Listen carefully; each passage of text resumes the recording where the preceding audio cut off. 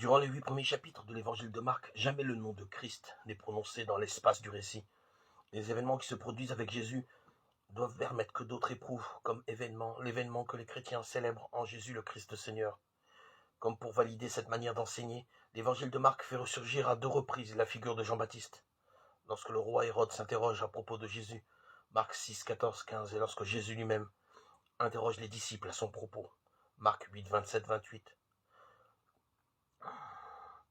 Pour ma part, je crois avoir suffisamment montré l'originalité et l'intérêt du défi pédagogique que l'évangile de Marc relève dans cette première moitié du récit.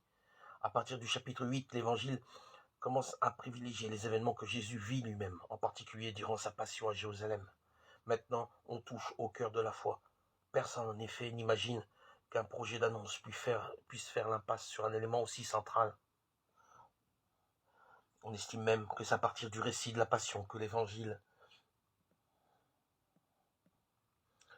de Marc s'est constitué. Mais où se situe exactement la responsabilité? S'agit-il de perpétuer la mémoire de ce que Jésus a un jour vécu de douloureux? S'agit-il d'expliquer la signification et l'importance que les chrétiens attachent à la mort de Jésus? Ce serait regarder la mort pour elle-même avec toutes les difficultés que cela génère. La passion de Jésus cristallise sur elle tellement de malaise.